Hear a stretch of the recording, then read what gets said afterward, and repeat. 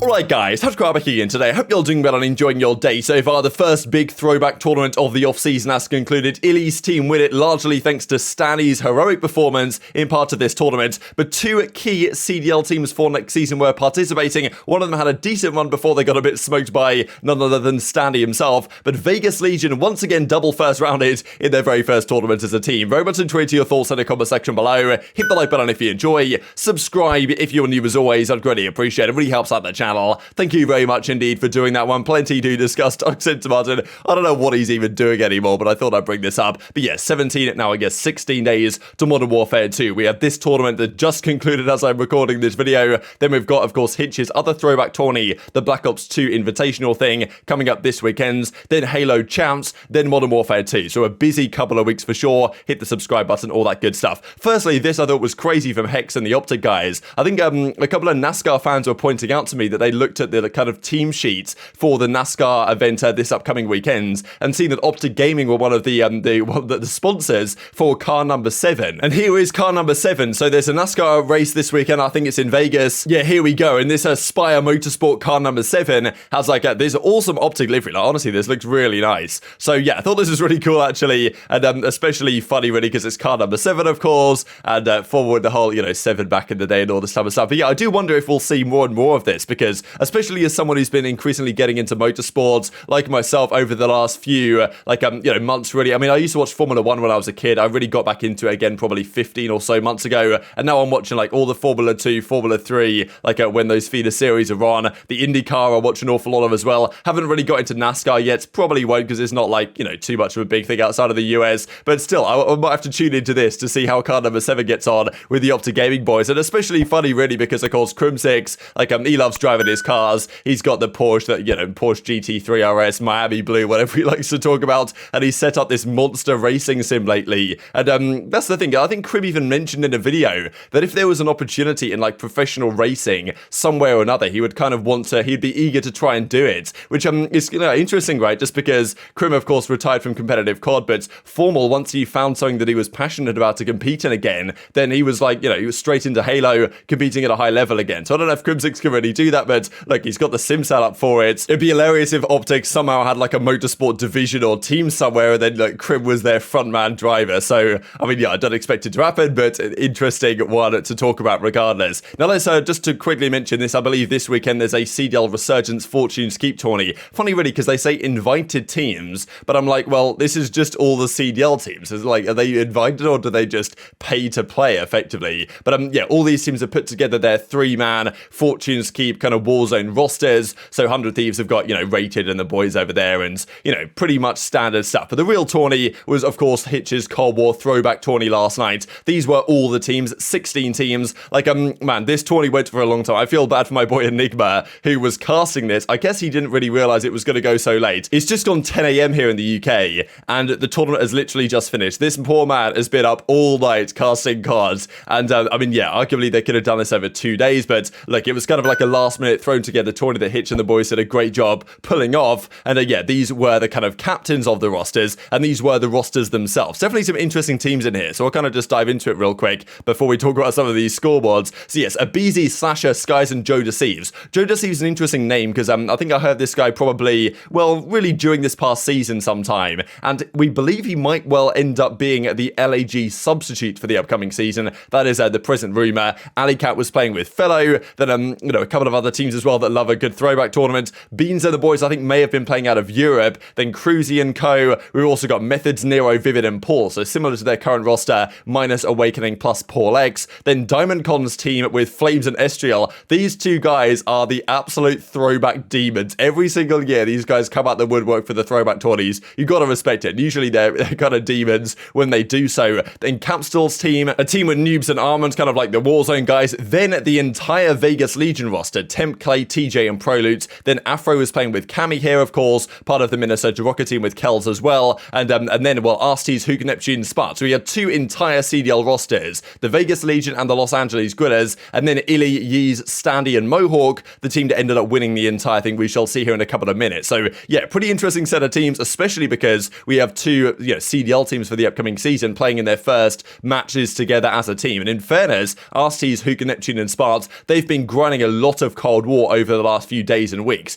That's been their go-to kind of throwback game this offseason. That's what they've generally been grinding, so you would think they'd be set up rather well for this tourney. First of all, the CDL managed to catch a bit of a dub against the Warzone scene. Of course, it's not exactly a surprise, because look, when you play aBeZy on Call of Duty Black Ops Cold War, you expect to get absolutely fried. And yeah, I mean, aBeZy, like, just watching him play this game is just something else, to be honest. But Joe Deceives us 2 minutes 45 in Hill, so you got to give that guy credit as well. Skies Slasher rounding out the very successful first rounder kind of matchup against these guys right here. But yeah, Clay's team, as he says, already sent 2 scoreboards from a throwback tourney. We have truly hit peak off-season. So this is the thing with Clay and the Vegas Legion, that they weren't particularly having a good time here. This was the first series they played up against Team Capsule. They got 3-0'd in this series. And I mean, it was a relatively close 3-0 here on Checkmate Control. They lost 3-2 in the final rounds. And look, Temp 41 and 27. Immediately people are going to say, damn, Temp most damage, most kills probably in the lobby, but or at least on his team, but yet the team still loses. So here we go again. It's Paris Legion Mark II, rinse and repeat, all that type of stuff. But I mean, yeah, they didn't win a map this tourney, I believe. They got 3-0'd in the winners round 1. Then they went down to the losers bracket, and then they got, I mean, yeah, this was kind of crazy to lose the entire tournament. I think they got 1v3 tier. I guess I can just kind of share this for you guys. This, I guess, is from Clayster's POV. But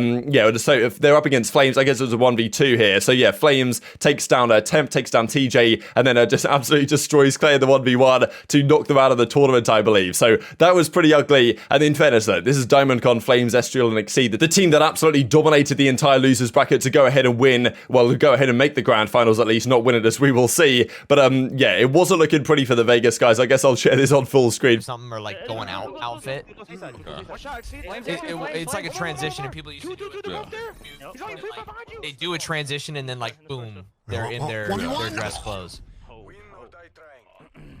Oh.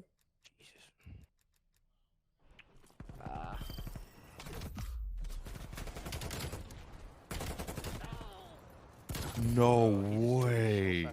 You want, dude. That's my bad. 73 ping, dude. Like, what did I just play, dude? So within just a couple of hours, really, or a couple of minutes of the tournament starting, Vegas Legion were already out of the tourney. So, look, you know, new region, same Legion, maybe, maybe not. At the end of the day, it's a Cold War throwback. We don't really know how it's going to play out on the new game. These guys haven't played with each other probably that much over the last, at least, you know, it's a 4-man team environment. But still, as a 4-man team, they came into a tourney like this, didn't even win a map, I believe, because I think it was only like a best of 3 or whatever, like first to 2 maps in the losers bracket to make things go a little bit quicker. So yeah, not a pretty showing for the Vegas guys. Do you think, again, this solidifies them as being the worst team in the league? I think they're going to be fighting for it this season. I don't think they're going to be the clear-cut number 12. I think there'll be a battle down there for the number 12 spot. That, yeah, maybe Vegas will be 11th. I don't know, but I don't really have that much faith in this team as it presently stands. But these were all the round 1 results here. So Afro's team took down iLLeY and guys 3-0. Other notable results was iLLeY, Standy, and Mohawk taking down Methods 3-1. So, I mean, yeah, Mohawk versus Methods is always a battle for the ages. And again, Mohawk comes out on top on this occasion. And then some other results here. So LAG, this is interesting to note as well. LAG took down aBeZy. So this is, of course, Arcitys versus aBeZy. The first time they proper played a tournament, right? Arcitys versus aBeZy and Slasher. And it's Arcitys and Co that comes out on top. So, you know, already, like, again, there's not much to read into this. It's a Cold War throwback. Not even with the full FaZe roster, of course, only 2 out of 4. But still, pretty interesting that LAG in their first kind of, you know, they draw first blood, I suppose, Arcitys in the matchup against his former teammates. Las Vegas Legion, as I say, got smoked by Capsule, Johnny, Volance, and Shawnee. So, yeah, not really what you want to see if you're a Vegas Legion fan. And, yeah, DiamondCon, I think, actually loses round 1 here to Tiny and Co, but ends up making the monster losers bracket run. And this was from that first round game where, I mean, this is remarkable, actually, from Mohawk. I guess I'll just have to bring this up on the big screen. You guys can just about see it here. This is Mohawk, Yee, Standy, and iLLeY if we work down the left-hand side. But yeah, Mohawk goes 37 in 8 and puts Methods and Co in the 50-point club. And now this is pretty much the Boston Breach team for the new season, but of course Awakening's there instead of Paul. So I mean, yeah, I don't know, what do you guys think about this? Do you think this means anything with relation to the new Boston Breach team? I'm not really sure, obviously, but yeah, still 250 to 46 is not so pretty. This team, in fairness, did go on to win the entire tournament, so don't think you can read too much into it, but worthy to note regardless. Now Method just wanted to clap back here because I think well, Mohawk tweets out real COD or something in well, on this tweet, yeah, it says real COD because of course he won at the Challengers World Championship on this game and in the most recent game here in Vanguard. But Methods claps back, he says real COD, and he tweets this scoreboard out of his team then taking down Cruz & Co. 250 to 239. Methods goes 45 and 19, 6k damage, 2.5 minutes in the hill. Now Zin was kind of getting roasted for this, right? Especially by none other than Paddy P here in the replies. You sent plus 26 with the full CDL team versus Cruz, Tiny, Gingeroid and Gwyn. No disrespect to those guys, and only won by 11 and had the audacity to tweet it out. Times have truly changed. I'm kind of saying that, look, Methods, at the end of the day here, you dropped all these numbers, you won by 11, you're not really playing that, you know, that fundamentally well, all this type of stuff. So, I mean, I don't know. At the end of the day, Methods had 2.5 minutes in hill. So, like, from my perspective, he was absolutely fine this game, but in fairness, they only won by 11 points with what is pretty much a full CDL team. So definitely enjoyed your thoughts on what we've discussed so far in the comment section below. And I believe even Zinni in the losers bracket went down to take on Insight and CleanX and take them down as well. So that was worthy of note, really, that, you know, Insight and CleanX, of course, been a drama between those over the years, because Zinni on Boston at the start of last year, then got dropped for Insight, but got his revenge to some degree in this tournament, and yeah, eventually goes out and was kind of frustrated, but maybe they can run it back next time for maybe a new one before the game launches. Who knows what the plan is. Now, this was one of the key matches. So Arcitys, Neptune, Huke and Spart, of course, the entire LAG roster, were right on the verge of losing here to LAG. 5-4, I mean, look at, like, honestly, this is insane. 5-4 down at, you know, versus Standy versus the entire LAG roster. LAG just love getting 1v4'd. I saw them get 1v4'd by Methods the other day as well, and I think they've been 1v4'd a few times as a team. But this was to complete the reverse sweep, I believe. Arcitys & Co, LAG's roster, were going to reverse sweep iLLeY's team,